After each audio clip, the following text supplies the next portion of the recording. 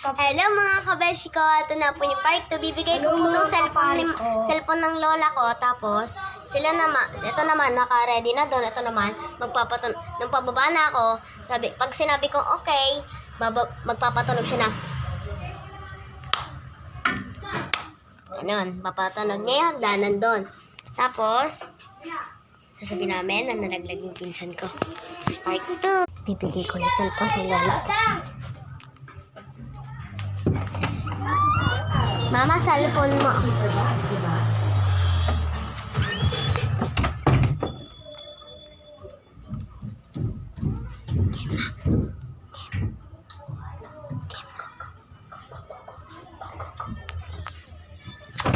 Ma, nalaglag sa akin siya. Nalaglag. Wala, dyan nalaglag nga.